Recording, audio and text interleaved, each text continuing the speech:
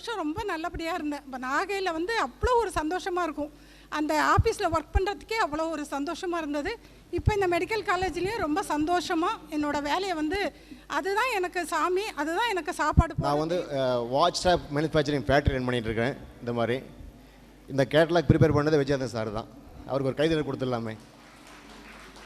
அன்னையிலேருந்து எனக்கு இன்னும் அவர் சப்போர்ட் பண்ணிட்டு இருக்கார். என்னுடைய வளர்ச்சிக்கு அவர் ஒரு முக்கியத்துவமாக இருக்கார். பட்டதாரி முடித்துவிட்டு 21 வயதிலே எல்காட்டிலே அடுத்த கல்லூரி படிப்பிற்காக வந்தது போல் இருக்கிறது. 2 ஆண்டுகள் இங்கு பணிபுரிந்தேன். செஞ்சிட்ருக்கேன். யாருக்காவது உதவிகள் வேணும்னா அந்த அளவுக்கு என்னால் முடிஞ்ச உதவிகள் அங்கே பக்கத்தில் இருக்கிறவங்களாம் செஞ்சிட்ருக்கேன். உங்களெல்லாம் எல்லோரும் சந்திச்சது ரொம்ப பெருமையாக இருக்குது. ஒரு காலத்தில் வந்து நாமளாம் நல்லா ஜாலியாக இருந்தோம் எல்காட்டில் இருக்கும்போது. அப்புறம் எங்கேயோ பறந்து போயிட்டோம். திருப்பி இந்த மாதிரி ஏதோ 18 ஒன்று சேர்ந்தோம். இப்போ 2000 நாங்கள் சேர்ந்துருக்கோம். இப்போது 2024 ரொம்ப பெருமையாக இருக்குது.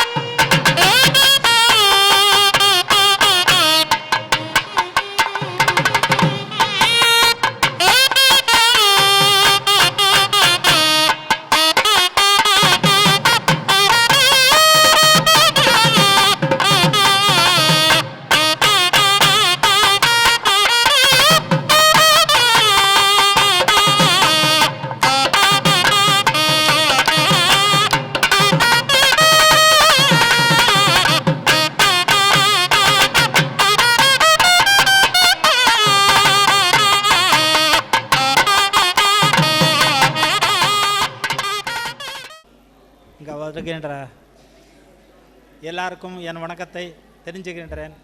நான் 82 அசிஸ்டண்ட்டாக வந்தேன். 98 மட்டும் ஒர்க் பண்ணேன். 16 வருஷம் ஒர்க் பண்ணேன். எல்லோரும் எனக்கு கோஆப்ரேட் பண்ணாங்க. Especially Kandasamy sir, Subramanian sir எல்லோரும் நல்லா கோஆப்ரேட் கொடுத்தாங்க. எம்ப்ளாயிஸோட தான் நான் சொன்னபடி எல்லாம் ஒர்க் பண்ணாங்க. நல்ல பேரில் நம்ம 2 பேரும் மிஸ் பண்ணுறோன்னு நினைக்கிறேன். குணாபாய் ஒன்று, சிவலிங்கம் ஒன்று. அவங்கள பார்க்கும்போது மனசில் கொஞ்சம் கஷ்டமாக இருக்குது, அவங்கள பார்க்க முடியலன்னு சொல்லிட்டு. எல்லாருக்கும் இப்போ உடல் நலம் தான் ரொம்ப அவசியம். பணம்லாம் சம்பாதிச்சாச்சு, அடுத்து ஹெல்த்து தான் வேணும்.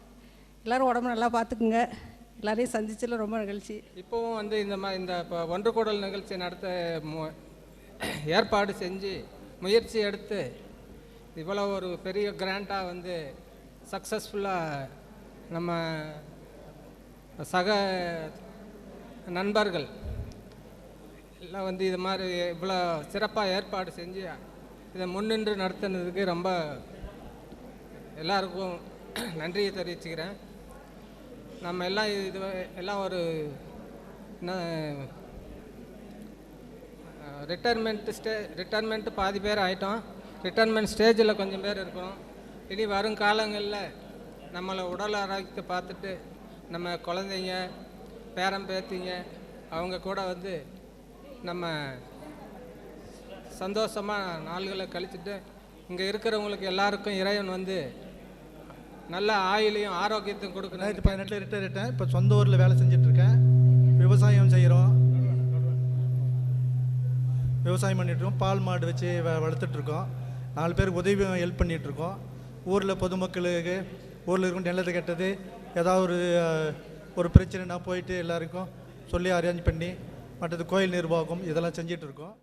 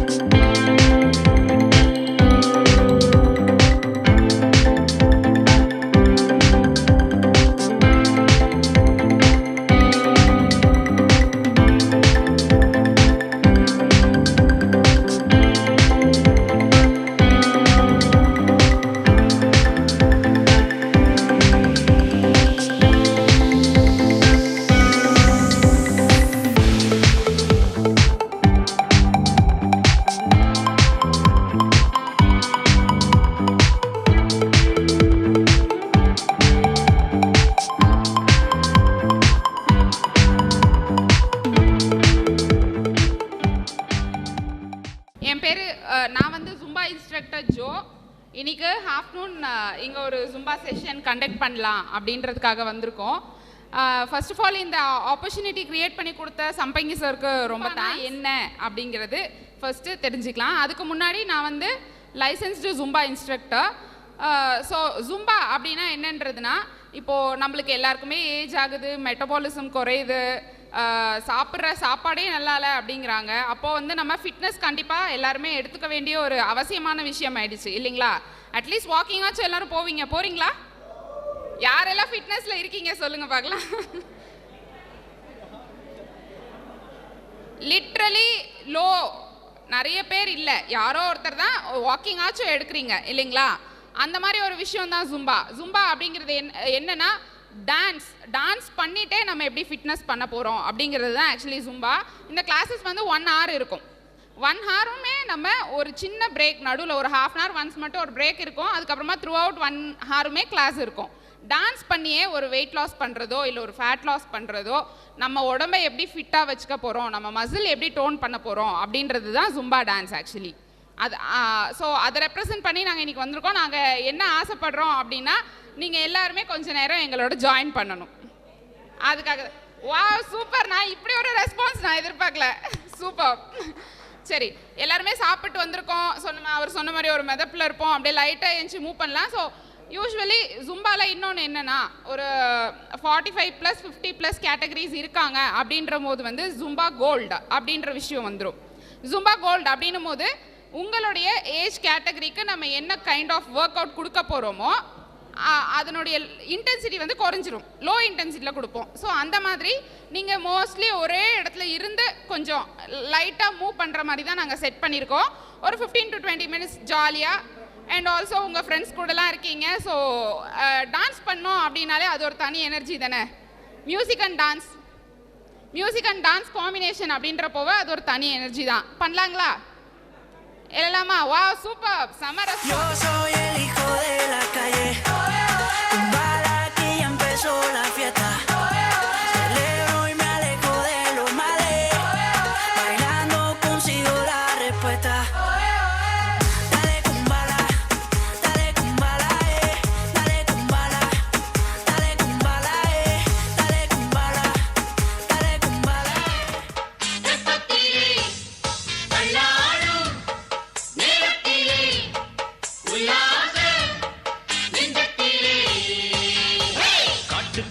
மனசுக்குள்ளே பாட்டுக்கென்றும் பஞ்சம் இல்ல பாடத்தான்.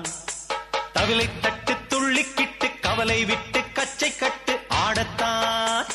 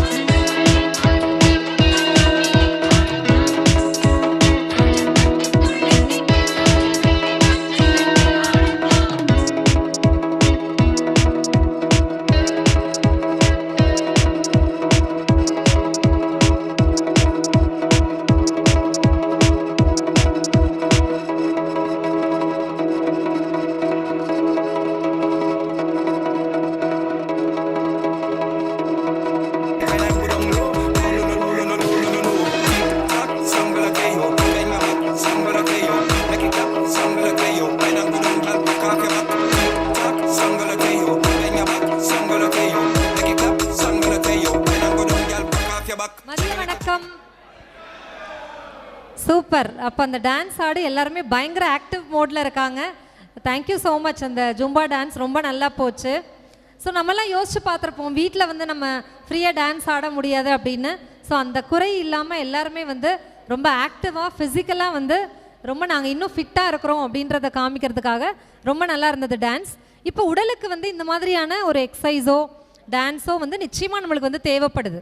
ஸோ நம்மளை நாம் உடம்பு வந்து ஃபிட்டாக இருக்கோமா, நான் நல்லா டான்ஸ் ஆடினேன் அப்படின்னா நான் ஃபிட்டாக தான் இருக்கேன் அப்படின்னு நம்மளுக்கு நாமளே மார்க் போட்டுக்கலாம். ஸோ அந்த மாதிரி இந்த ஃபிசிக்கல் ஃபிட்னஸ் வந்து எல்லாருக்குமே வந்து 100 மார்க்கிங்க. ஸோ அந்த அளவுக்கு எல்லாருமே சூப்பராக பண்ணியிருந்தீங்க. இப்போ வந்து உடல் சார்ந்த எவ்வளோ விஷயங்கள் இருக்கோ அதுக்கு ஈக்குவலாக வந்து மனம் சார்ந்த பல விஷயங்களை, நிறைய விஷயங்கள் நம்ம கேள்விப்படுறோம்ல. எனக்காவது நம்மளுக்கு மைண்டு வந்து கொஞ்சம் மூடு அப்செட்டாக இருந்தால் அப்படி டயர்டாக படுத்துடுறோம் இல்லையா? அப்போ உடம்புக்கும் மனசுக்கும் ஏதோ சம் கனெக்டிவிட்டி இருக்குது அப்படின்னு நம்ம நினைக்கிறோம். ஸோ இது வந்து ரொம்ப இன்டெப்த்தாக நம்ம வந்து போகிறதில்ல. ஸோ சில விஷயங்கள் மைல்டாக ஒரு இன்ட்ராக்ஷனாக இருந்தால் உங்களுக்கு நல்லாயிருக்கும் அப்படின்றதுக்காக தான் இந்த இன்ட்ராக்ஷன் வந்து நாங்கள் வந்து ஒரு டிஸ்கஷன் மாதிரி பிளான் பண்ணியிருக்கோம். ஸோ அவங்க வந்து நிமான்ஸில் இருக்காங்க, மிஸ் அன்னபூரணி.